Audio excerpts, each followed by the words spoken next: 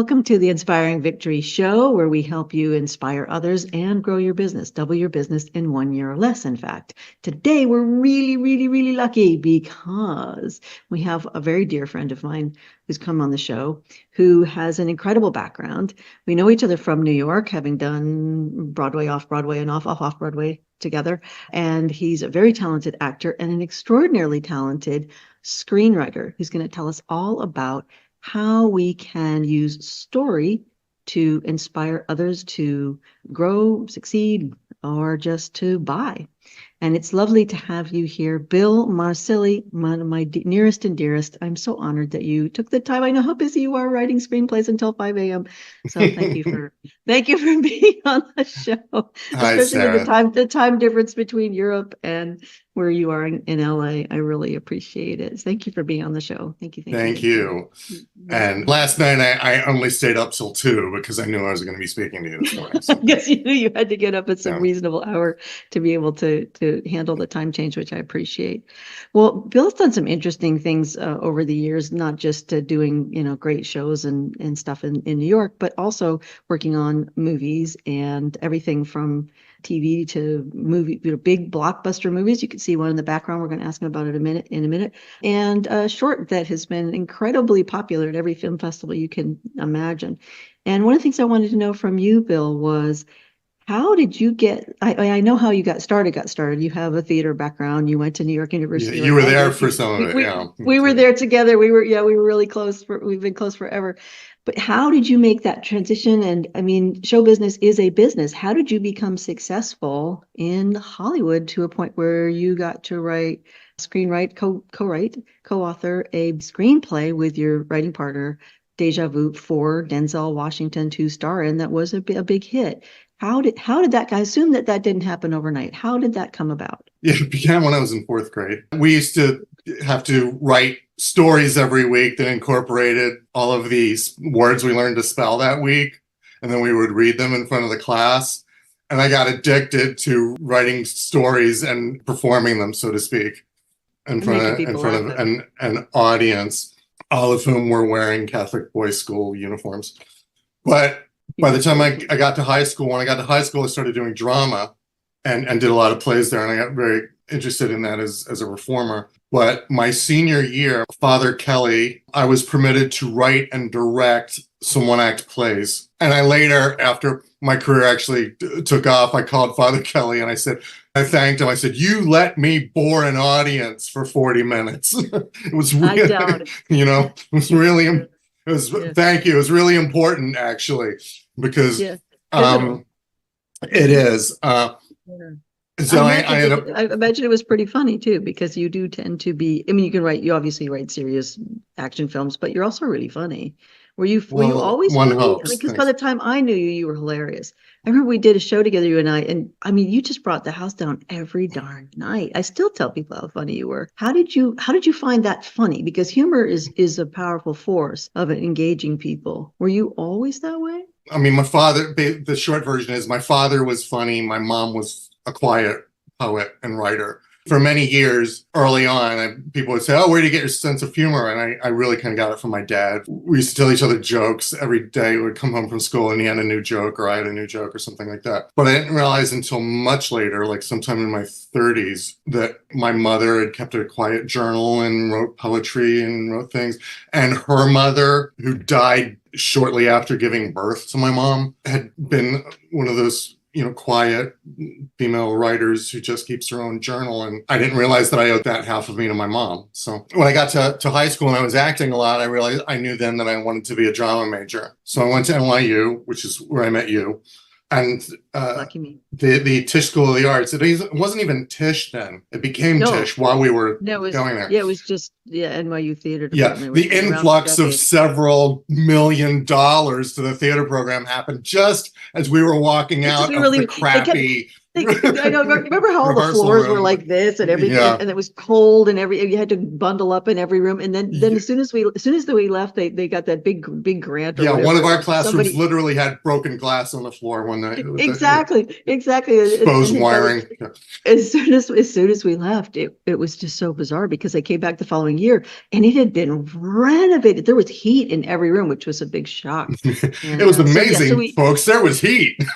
yeah, well, there wasn't. There What you wasn't can when get we for were there. 40,000 a year is amazing. Yeah, amazing. So, Well, anyway, so yeah, but so you started. You performed a lot there, and that's how we got to know each other. yeah, I was doing that, and this is the What part. happened? This is the part where I trust I'm going to start saying stuff that's actually helpful to your viewers. Upon graduating NYU, and I think you likely ran into this too because you started your own theater company at one point, but me and several of my friends realized that we had just been through 4 years of university learning Shakespeare and Moliere and Chekhov and American stage standard speech, and 2 days of dance classes were required, and a headshot. What's that? Mm-hmm. We just had no idea how to actually pursue a career at this thing that we had just gone into 30 years of debt to learn how to do. To be able to do. Well, and I think that applies to most people that you come out of university and you learn a thing, but you don't learn, like you said, you don't learn show business. You don't learn about how to get a job or about business in general, because that wasn't really the role. And I'm hoping that that's changed over the years, but it is tough. It is. Yeah. Tough. To be fair, I trust now that I think not only are colleges generally better, but people are more savvy where it's like,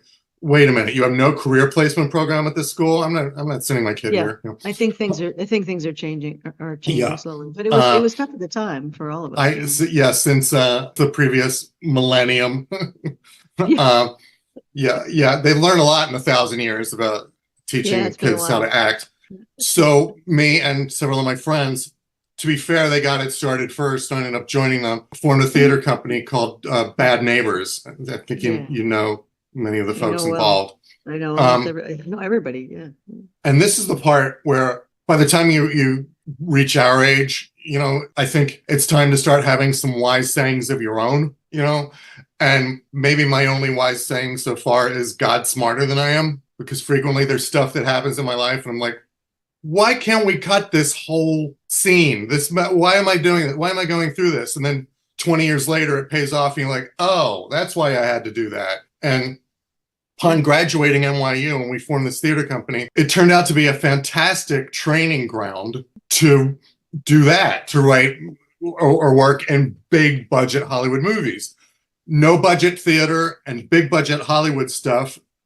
A lot of the skills are the same, which would not have occurred to me at the time. We formed this theater company and we could not afford to get the rights to plays to produce, so we were writing our own. We could not afford to pay the actors, so all the roles had to be good, because nobody's going to give up her weekends with her boyfriend in order to come and be a waiter in your play and have 3 lines. I'll get that for you, unless it's a funny waiter or an interesting scene or something they can invite an agent to. Nobody's going to be in your play, right? So they all had to be star parts, Yeah. We could not afford advertising. So like big budget Hollywood movies, we depended primarily on word of mouth. And I started writing what you would call high concept plays, because at the time, as I said, we couldn't afford advertising. But at the time, the New York Times every Sunday printed a theater guide where it was a complete comprehensive guide to every piece of theater, off Broadway, off Broadway, somebody's church basement, and for free they would list the title of your play and 1 line to describe it. A tagline. A tagline, a log line, a line on the poster, right? Exactly. Yeah, exactly. And if your play was a low budget drama about a family that can't communicate, then you might as well just stay home and burn money. It was a complete waste. Okay. So I was writing plays with catchy titles and a funny 1-line description that might make somebody go, oh, okay, I'll go to Avenue C to watch that. That sounds really interesting. I lived on Avenue C. It was very dangerous. Yeah, it was extremely dangerous. Yeah. It was very dangerous. It really was. And what we ended up doing, I ended up co-writing and acting in this goofy kind of punk musical called Pink Vinyl Blue Guitar. That was this big romp about a Bangles type girl band that gets paired up on an international tour with this punk rock boy band called Pond Scum. But they don't know that their international tour is being used to smuggle a secret weapon across international borders. So it was like this big kind of Beatles movie on stage with this ridiculous, goofy spy romp. And we, all the way on Avenue C with no money, we got reviewed by CNN and Showbiz Today. It became kind of a low level hit. We ended up doing it again. Actually, Sarah, I hope you don't mind me relating this, but it was after a performance of one of those Bad Neighbors shows that your mother, a literary agent at the time, approached me after the show and said, you really ought to take a crack at writing a screenplay. Because I was really trying to get away with writing movies on stage. I didn't grow up, adoring Henrik Ibsen and Samuel Beckett. I grew up watching movies, and I was trying to get away with doing those on stage. Yeah. We're Americans. They don't have subsidized Shakespeare on every corner. Yeah, and I took that to heart, and I was about to turn 30, so I started writing a screenplay, and I spent months just coming up with a good idea, something that I thought was worth coming up with a movie idea. And my first spec screenplay, for those of you who aren't familiar, when people in Hollywood refer to a spec script, they're talking about a screenplay that is written completely for free by the writer he's not under contract. He has no idea if this will ever sell or make a dime. So I wrote a Catholic James Bond movie about a secret agent nun, a spy who works for the Pope, right? And then I did, here's another business tip, I suppose, sort of thing. I did what all the books tell you to do and nobody ever does, where as regards to pursuing a screenwriting career. I asked everybody I knew if anybody they knew anybody in the film industry who might be willing to talk to me. Just 3 degrees of separation, right? Mm-hmm. So, wow. And out of that, a friend of mine had a friend whose roommate's girlfriend was now an assistant at Fox, stuff like that. I got this list of names, and it took me weeks. I'm going to wrap this up in a second. At least take a breath so you can jump in with a question. Forgive me. But no, it's fabulous. No. Oh, okay. I know. Go. Well, thanks. Go, yeah. And I ended up with a list of about a dozen, maybe 15 names, because many of the people, when I was at NYU, a lot of my friends and my best friend Andy from Delaware were film majors. So, and a lot of them went on to internships at MGM and script reader over here and assistant over there. So I had a number of contacts, some in New York and some in Los Angeles. Mm-hmm. And it took me about a week to work up some courage. But one of the things that I kind of lucked into, people hate to be asked for favors, but it's flattering to be asked for advice, right? Great point. Great point. If you're trying to start out in a new business where you don't know something, if you walk up to somebody you don't know and say, "Hi, you don't know me, but will you please read my screenplay?" I equate that to walking up to somebody you don't know and say, "Hi, you don't know me, but I've written this screenplay. Will you help me move this weekend?" And it's like, because you're asking for hours of somebody's time. Hours they spend reading it, hours perhaps preparing notes, then the hour or more on the phone they'll spend with you, talking you off the ledge after they tell you what they think of your screenplay. Yeah. And then the hour they spend talking to your friend about why they broke your heart, right? Mm-hmm. But asking for advice is something that tends to flatter people, and not empty flattery. I mean, you need to be sincere. You're not just trying to, if you're just trying to butter them up, slip a screenplay at them, not only do people sniff that, but even if they don't, somehow underneath, it's not the most helpful thing. It's not smart and it's disingenuous. Well, and I think that the truth is a powerful force, and people often forget that it is flattering to be asked for help, and we have an instinct that's built into us to want to give help to people. If I say to you, hey, would you help me? Or, if you say, hey, would you help my sister? I'm going to say yes. I'm going to say Sarah's yes. helping my sister. That's one of the reasons she just said that. Your sister. Yeah. Honored to be helping anyone in your family. I love you, all of you. But yeah, I mean, we are all going to say yes, no matter how busy.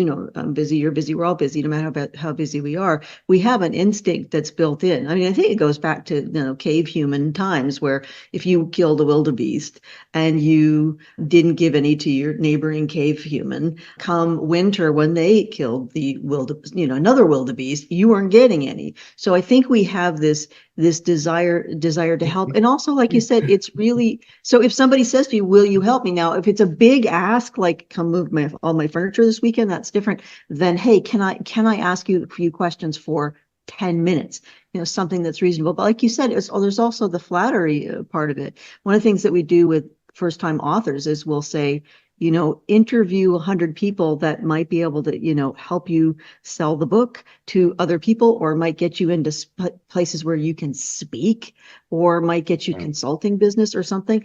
And when you interview them, just saying, in the subject line, I would love to quote you in my book.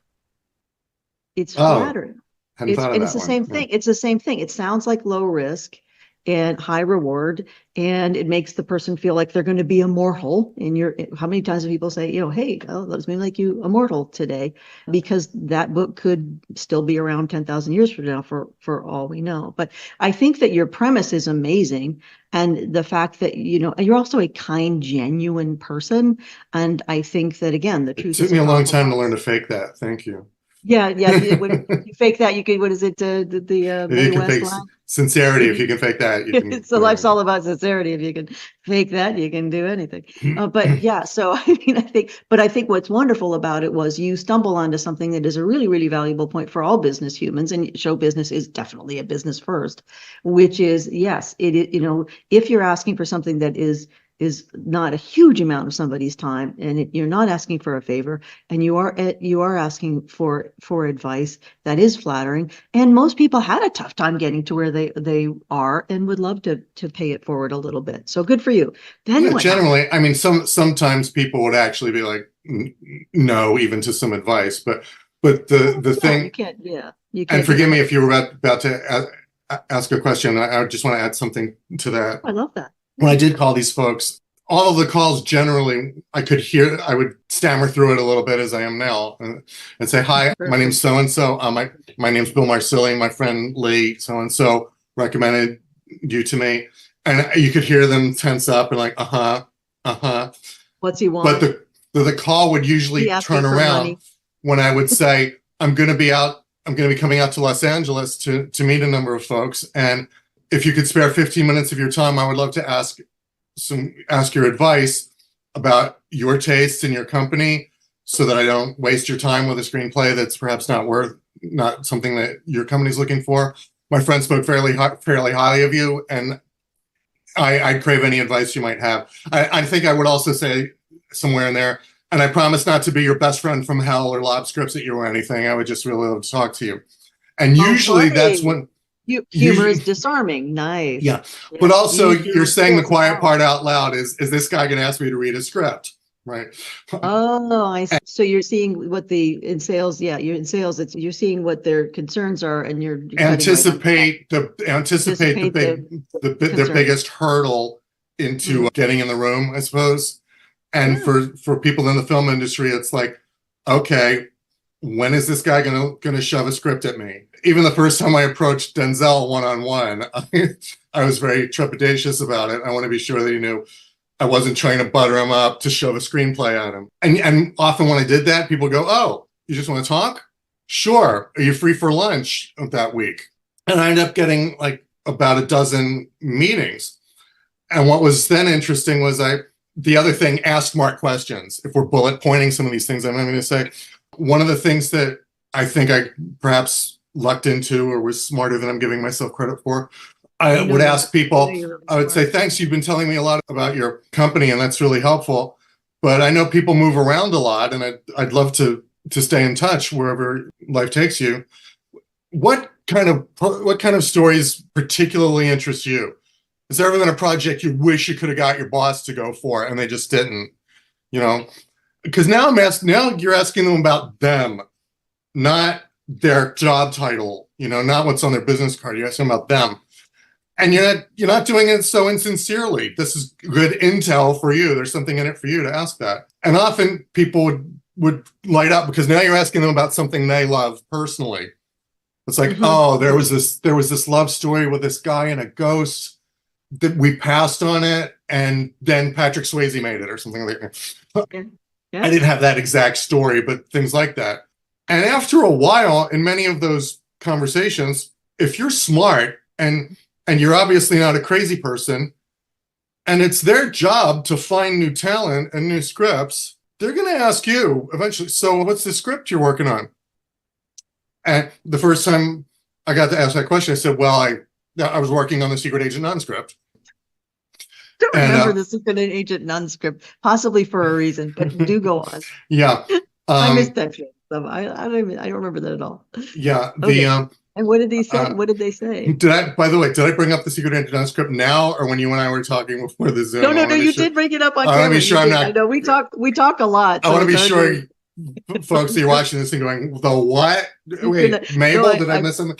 Okay. But so much. You goofball. People would ask me that. So what are you working on? I said, well, I'm still working on it. At least it's memorable. I mean, at least it's memorable. Yeah. It's not a guy, a girl, and a. It was called The Invisible Choir, right? Okay, well. But the first person who asked me if could I read it now, this young woman who was an assistant at Fox said, "Could Julia Roberts play the nun?" I was like, yes, she may. Definitely. And she's like, okay, I want you to meet my boss. I'm going to leave a drive on for you to come to Fox, to the studio, and have lunch with my boss. And a drive on is they leave you a pass. So they leave you a pass that you get to go drive through the gate. But that was the first of 3 meetings I just had that day. That was very early in the week. And the next person I had a meeting with was very nice at a different company. And I said, pardon me, do you know Jorge so-and-so over at Fox? And he was like, oh yeah, I've spoken to him. I said, he wants to read my script now, even though I'm only halfway through it. And I'm uncomfortable showing something that's only half finished and I'm still working on it. And the guy said, no, absolutely not. You should not do that. You should not expose your script until it's ready. But I would be happy to read it. What I'm going to do is I'm going to leave you a drive on. I want you to come meet my boss. And that happened like 10 times. Right? Okay, let me everybody wants to be the first one to ask you to the dance, right? So, oh, I see. Okay, so what you're saying is, okay, so because basically you were name dropping other places that had legitimately asked you to come and share your. I wasn't lying. I was asking advice. You really were asking. So and everybody was coming on to me like vultures trying to read it. Yeah, well, you're adorable. It happens. Yeah. So okay. So what it was you were smart enough. Yeah, you were smart enough to start realizing that if you did mention that someone else was interested in what you were doing, that gave more interest in somewhere else, as long as it was genuine and not, you weren't saying, oh yeah, by the way. Yeah, it was accidental. I was genuinely asking, should I share this? Exactly. But then you realize that was something that had impact. So if you genuinely can say, hey, this I bumped into the same thing in business terms, in the sense that if people would say, well, what were you doing last week? And I would say, oh yeah, I was speaking for Toyota. I said this to a guy that was at Ford, and I said, yeah, I was speaking at Toyota's big conference. And they were like, you were? What was the topic? Oh, double your business in 1 year or less. And the guy was like, they had you? Okay, we have a conference coming up. Can we? And I think that there's a certain, well, if those guys like you, like your work, then we would like your work too. So I think we all fall into that just by accident, but how smart it would be if you really are getting interest in whatever your business is, to mention to other people that you are seeing an uptick in interest. Yeah, one of the other little. If it's genuine. Yes, along the lines of what you're saying, I think absolutely. First, something that was a piece of advice I was given early on is frame the truth in the most flattering way possible. But it is the truth, because like I had a friend at NYU who was a journalism major, and at one point she was pursuing a journalism gig somewhere, or she was writing a bio on herself. And I was like, Christina, you didn't mention that you were a finalist for a Pulitzer. And she said, well, I didn't win. Oh, wow. Like, no. How many people do we know that are for, not too many. I'm like, you might want to put that in there. Put that in there. That's kind of that's definitely a big deal. Yeah. I think we do have a tendency to forget about the really positive things that have happened and that we've done, and the accomplishments that maybe our businesses has had, or that we personally have had. It's easy to forget those, as we run into problems and challenges every day. And instead of waiting until you're perfect, your script is perfect, your life is perfect, your business is perfect, to go ahead and find a way to make sure it's the truth, because the truth, I do believe the truth is a powerful force, but frame it in the best way possible. Oh, I love that. I'm going to say that on stage. That's a lovely phrase. Well, thanks. You go on. Yeah, and what ended up happening with that script was that the other names that I got on that list were in some cases names of agents, right? And when I did not, believe me, I'm going to start fast forwarding to this millennium really soon. This is really interesting. But you bring up a lot of points that, especially we do get a lot of people that, there are a lot of people out there that are just starting out, like we both were many years ago. And they want to know, like, what, I think that's one of the number one questions I get when I speak to groups where it's a lot of startups and small businesses is, where do I even start? And I think in any industry, exactly what you did, it's a great strategy. I think the number of people that are have diamonds, they're walking on diamonds, diamonds in the soles of your shoes, but they're walking on connections that could get them anywhere they want to go without them even realizing it. It's like you said, everybody says to do it, but most people don't. And you did, and look what happened. So it helps to not have been a jerk to everybody I did go to school with, when you're then calling them and saying, hey, do you know anybody? But when you're starting out, when you're starting out, often be kind to the people around you, because my particular classmates, some of them went on to literally become movie stars. Yeah, both of us know. We know people that are movie stars or directors or producers. I mean, people have been successful in almost every facet of the industry. Yeah. If I'm erring on the wrong side of detail, forgive me. But one of the things, because I often watch podcasts like yours, Sarah, and others, where it's like, okay, how do you break in, or how does somebody get to that? And they'll often start the story with, well, I was walking across the Paramount lot with my agent, and he said, they need and I wait, stop. Yeah. How did you get in? How did you get there? You skipped the part that I don't know how to do. That I actually want to know. Yeah. No, I'm with you. I think it's really easy, to forget how hard you worked to get where you are and what exact things you did. And some things that maybe were done, many years ago when we started might not be applicable. Like the way that you get a hold of somebody might be a little bit different. But the concept of humans like to do business with people they do know, they do like, and they do trust. That will never change. And you found that out. And I think, like you said, that's the bit that most people want to know. And that would work whether you're starting a business or whether you're growing an existing business, or you've got a bunch of new salespeople who know nothing, and they need to get up and get going and get their sales happening. I'm really glad you did. Yeah, I'm glad that you're taking us along the road that you are. And it's interesting. And there's so funny. I feel like I know everything about you, and yet clearly there's big chunks I did not know. So this is really fun for me. Do go on, my friend. Well, thank you. What was I saying? Oh, yes. At that point, I did not show the half-finished script. And in an alternate universe somewhere, I did show it to somebody, and Julia Roberts starred in the movie, and I'm much more successful there than I am here. But here, I waited until I was finished the script. And at the time, I was temping, and one of the places I was temping for 3 or 4 weeks was at the New Yorker magazine. This might come down on the larcenous side of framing the truth in the best way possible, because during those 3 weeks, I went into the New Yorker mailroom, made 20 copies of my screenplay, typed up cover letters on the New Yorker stationery, and sent them out. Gotten a lot of trouble for that one. Okay, that's over the line. I trust that 30 some years later, the statute of limitations, you could get away with that. Yeah. Well, A for creativity. I did not at any point say in the letter, I'm a writer at the New Yorker.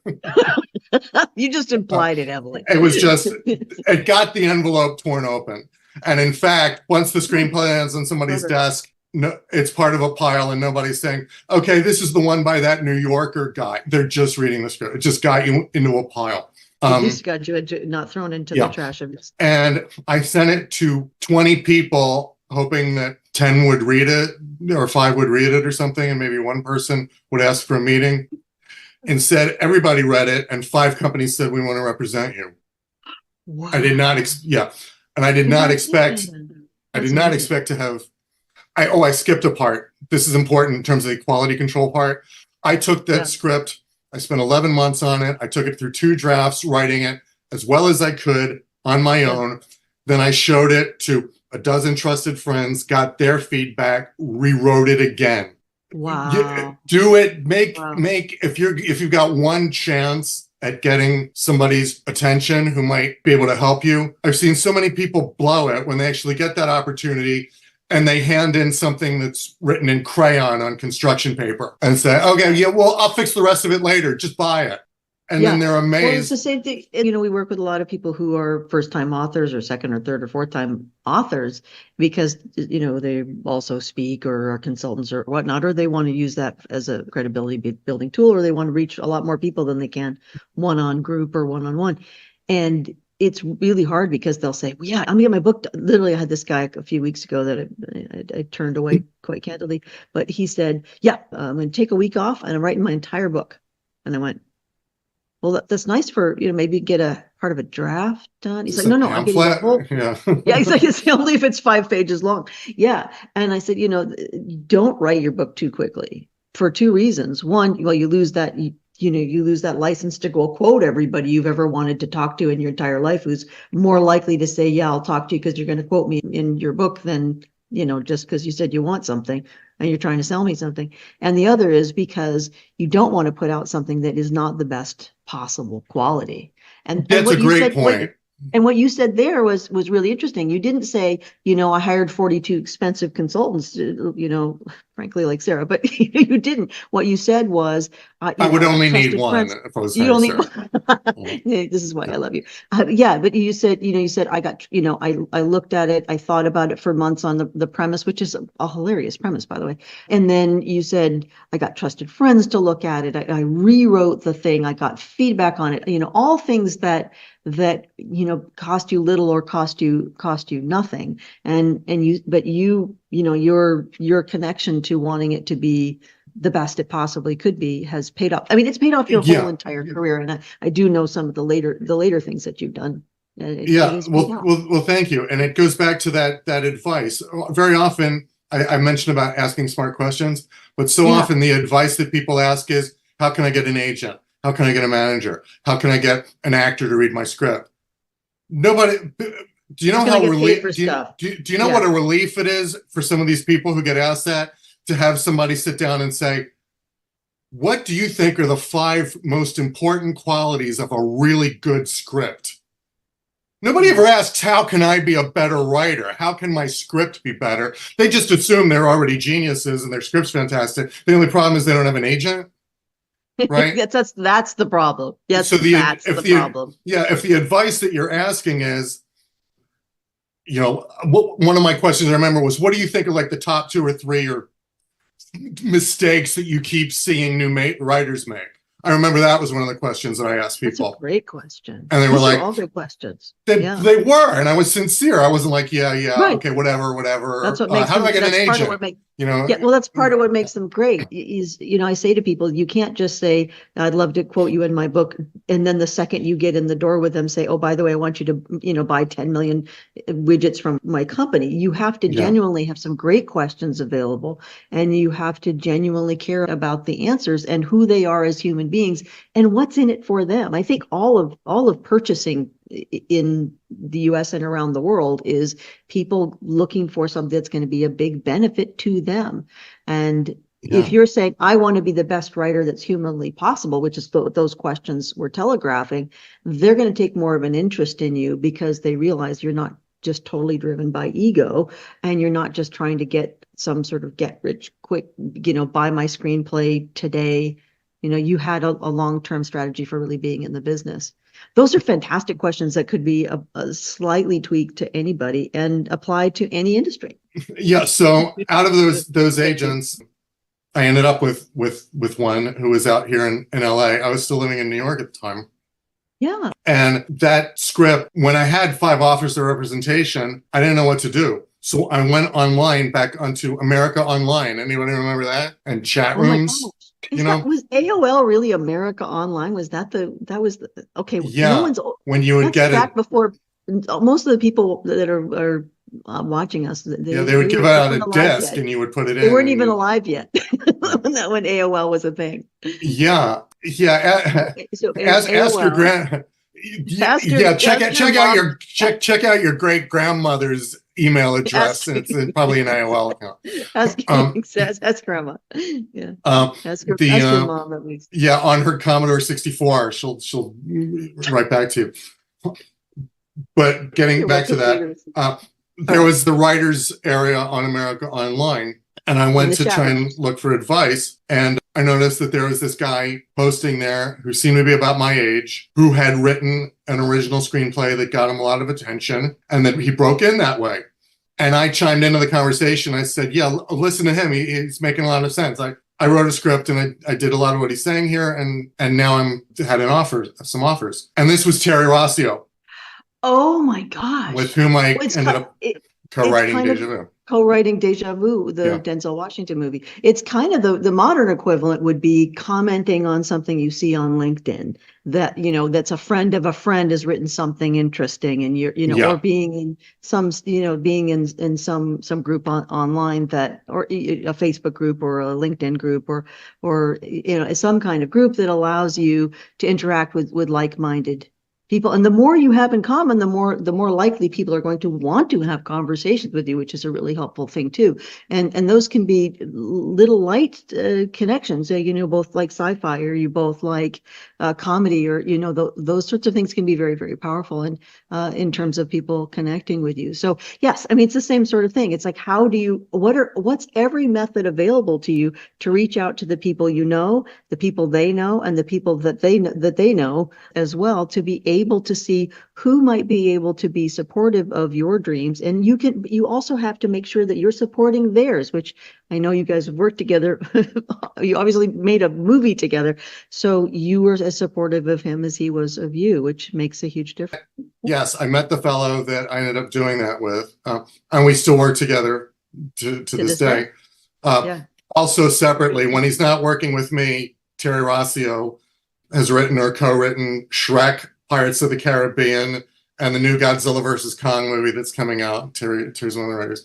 Yeah, and I wrote to him privately. Yeah. I sent him an email and I said, hey, I'm going to be coming out to Los Angeles to meet some of these agents that are interested in my script. And if I could take you to lunch and pick your brain, I'd really welcome the advice, because I don't know what I'm doing. And I promise not to be your best friend from hell or lob scripts at you. And he wrote back to me. I love the idea of we're going to lob throw screenplays at you. Throw screenplays at you. It's very funny. I like it. By the way, one of Katharine Hepburn's final films was a movie she made with Nick Nolte. And a guy actually put it in an envelope and threw it over the wall onto the front yard of her Beverly Hills mansion or whatever. And she opened it, read it, and they made the movie. This works for you. So there's lots of ways. Creative marketing abounds, including making sure that you had stationery that you pirated from your boss. So I wrote to Terry, and he actually wrote back to me and said, sure, give me a call. He wrote back with his phone number. And now it's getting a little better when I'm going to be telling you, because I called him and he said, actually, his writing partner then, Ted Elliott, he said, Ted and I are actually going to be in New York next weekend. And I said, oh, well, maybe we can get together while you're here. And he said, that could be tough, because Saturday's the screening and Sunday's press conferences. This is all over the phone. I'm going, oh, sounds like you have a movie opening. And he said, well, it's a benefit. It's a kind of a work in progress premiere, but yeah, it's Aladdin. And I said, oh, I've heard of that. Maybe I'll come. And he said, it's $500 a ticket. And I said, maybe I'll rent it. Let's have lunch in LA when I get there. But the following Saturday, I came home from a bookstore or something, and my answering machine, if you remember those, was blinking. And it was a message from Terry. And he said, Bill, this is Terry Rossio. I'm in New York. And he said, I have an extra ticket to this screening tonight, and you're the only person I know in New York. So I put on a suit and I go to the Lowe's Astor Plaza, and limos are pulling up, and Entertainment Tonight's filming people. And this, you took the subway. Yeah. To get there, right? I did. Yeah, and this limo pulls up, and two young guys get out, and one of them goes, Bill? I go, Terry, hi. And we go inside and sit down behind Martin Scorsese and watch this big ass movie, right? And the premiere, it was a benefit for the Museum of Modern Art. And they had an after party at the museum with belly dancers and camels and fire eaters. And I didn't want to hang on to him all night. So I'm walking around with a drink, looking at the art and going, and eventually at one point, Terry walked up to me and said, hey, Ted and I think we're going to leave. And I said, you know what? I think I'll leave too. So as we're walking out together and getting these Aladdin swag bags, Terry says, by the way, is there any chance I could read this screenplay of yours that people are so interested in? And I went, I'm like a vampire. I do not come in uninvited. But if you ask me, yes. I get it. Okay, and now I will start bugging you. But yeah. Now I will lob a script at you because you asked. That's very different. People will say, maybe this is another bullet point for the non-existent imaginary PowerPoint presentation. People in my industry, people who aspire to be screenwriters will often be like, how do I get somebody to read my screenplay? How do I get somebody to read my screenplay? And I believe the question should be, how can you get somebody to ask you if they can read your screenplay? How can you get somebody to want to read your screenplay, right? Nice. How do you get them to ask you? Nice. Which is, because otherwise you're going into parking lots at big restaurants and shoving your scripts under people's windshield wipers, hoping some of them are movie directors. Okay, you got your screenplay to those people, but you didn't get anybody to want to read it. And that's a whole different It's a whole other thing. Yeah. And I think in the business application of that is, how can you come in as the buyer and not the seller? Meaning, how can you come in with something that they actually want rather than, hey, I want to buy something.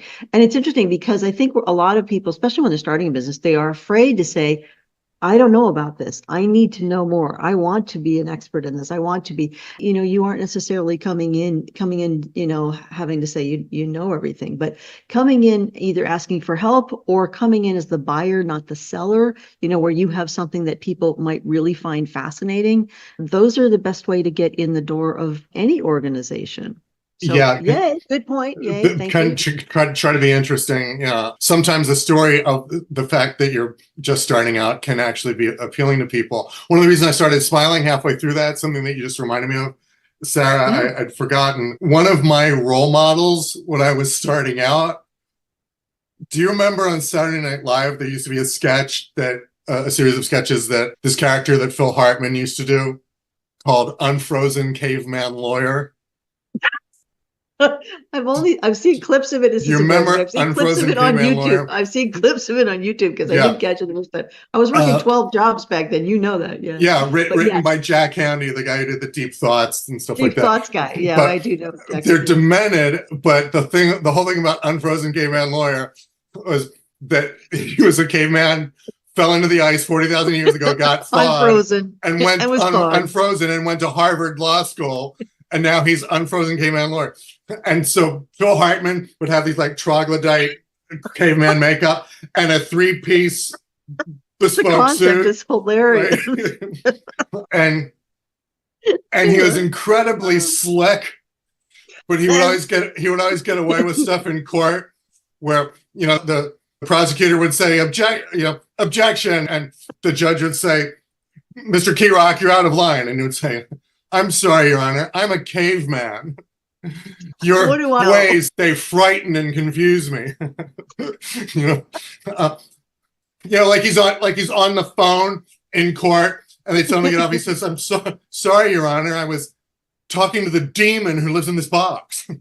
I'll call you that. Right. This is really funny. Yeah, I like it your was. I gotta tell you, I like your version way better. Well, no, it was Phil Hartman, God rest his soul. Yeah. But the thing about it was that, like that script, I told you I got like 5 names of all these agents, and I just sent them the script without, writing a cover letter and asking permission first. And frequently they would call me and they'd say, that isn't the way this is done. We don't do that. You don't just send somebody a screenplay. Yeah. And say, I would say my version of, I'm sorry, I'm a caveman.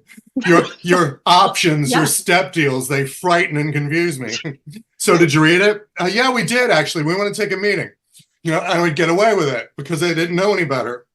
Or I wasn't. Well, if you'd been in the business for 20 years or something, that wouldn't fly. But there are pluses to being a newbie. Exactly. There are pluses to not knowing stuff and I'm taking sorry, was I not supposed to do that thing? that everybody knows I'm not supposed to do. Yeah. Was I not supposed to do that? Yeah. That got my script read and now you want to represent me? I'm sorry. Now we're having a meeting. Oh, I'm so how did that happen? Yeah. But I mean, I think we have a tendency to think to ourselves, there's all these rules. And I often want to turn to people and say, what if the rules just didn't apply to you? What if they just didn't apply? Then what would you do? Well, I would get this and I would do that. And I was like, go do that. I had this guy that I worked with, Jeff Sauls, and it was one of my favorite clients, one of my best friends for many, many years. And he said, he had done a bunch of shows for the Discovery Channel, and he said, I want to do this big one. We're going to go back and climb the mountain that claimed his best friend when he was in his teens, and name the mountain after his friend, and it come back down again. And this was like a big dream. He really wanted to do it. He's like, yeah, but they're not buying stuff like that now, and they're not doing this, and they're not doing that. And I can't even get a meeting. Blah blah blah blah blah. And I turned to him and I said, Jeff.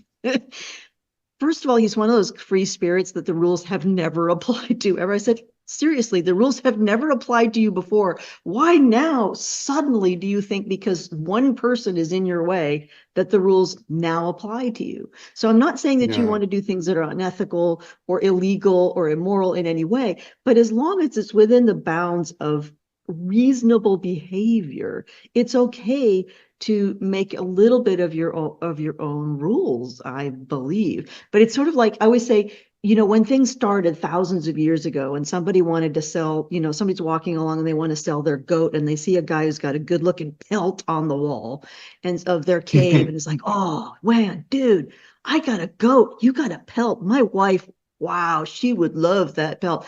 Wow, you know what? My kids would really like a goat. And then all of a sudden it was like goat, pelt, goat. And there wasn't like a PowerPoint presentation. There were no business cards involved. Nobody had to go through a freaking agent to be able to, just do goat, pelt, goat. And I think we forget that ultimately business is about people trying to find a way to get what they need.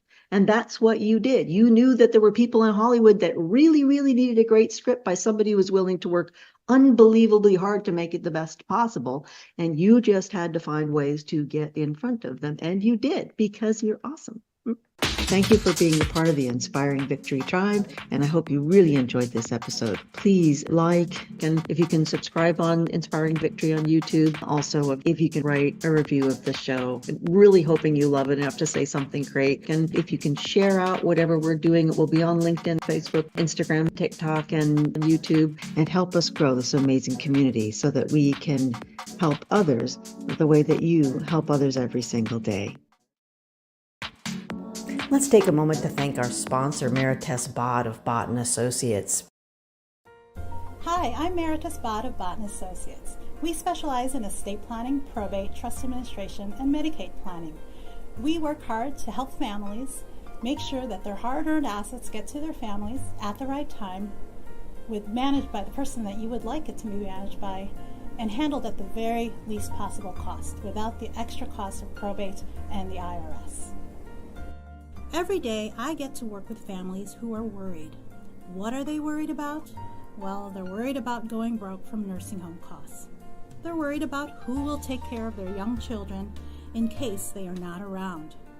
They're also worried about potential ex-son-in-laws or ex-daughters-in-law getting their assets. Sometimes they're worried about a special needs child. Who's going to take care of them? And last, they're worried about people fighting, their families fighting over the money. I am passionate about giving our clients peace of mind that all their worries have been taken care of.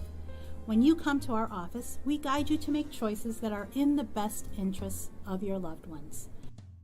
As a courtesy to our family, we provide free legacy wealth seminars. There we educate you on the difference between wills and trusts and what's best for your family. This is just free information on this topic with no obligation.